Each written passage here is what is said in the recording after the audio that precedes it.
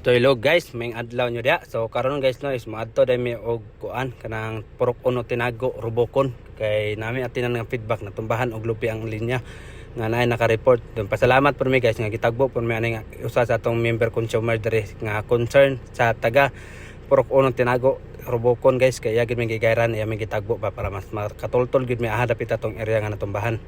So dre guys, gahike na mi og sugod sa akong body nga si kuan Veteran Mulya. Shout out ko ani akong body nga grabe ka power pod oy. Grabe ka kugihan. So matik na guys. So dre guys, na mao na ang nakita nto nga sitwasyon guys, natumbahan jud lubi ang atong secondary line. Ang neutral UV, then mao na ang kuan lubi nga nakatumba guys. Then ang poste na to naharag yun. So mao nang need jud sa ilisa ng poste kay nabaw gyud ang bat. So mao nang ubos na pod ang secondary line guys. Then ang atong buhaton ani guys is atong ilibre ning underbelt, balag din nato maputol ng neutral. Ang underbelt lang atong ilibre kay aron ma-energize nato ang linya. Mga tumbuhaton guys para matagaan natong remedy ba aron maka-energize. Ang diha nga portion aning poste sugod nga nakakonek padulong dito sa unahan, dili makasiga guys, matik na na. Then kay atong siguro ang makasiga por ang uban. So man ang putlo nato nang isa ka wire. Then apoy bata diri nga atong video-videohan guys okay gatan-aw ba sa atong trabaho. So awar na lubi ra gyud nakaingon na wala ra na putol ang conductor pero kuan ra nabawg ang kanang poste kanang almost collapse na gid bagamay lang gyud kulang.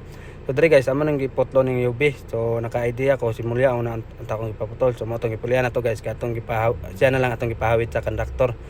Kita may gaputol ani. Matik na. Tanaw grabe pagpangusog nato ani guys kagahi mo gud. So matik na guys.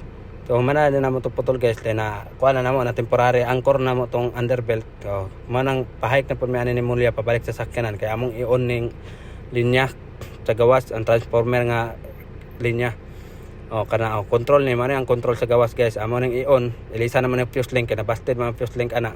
So kani pasok na lang ni Dain guys, so magplaster ni Mulya ipasok na lang na pastar na paslock then aron ma-energize na din ang linya guys. Matik na inana kadali guys. Kay nasulbad naman to nato guys, natagaan to remedy ugma na to trabahoon guys kay na schedule ugma bilisan to poste. So matik. So maaro to guys no, daghang kay salamat yung pagtan-aw guys na human ra gid nato.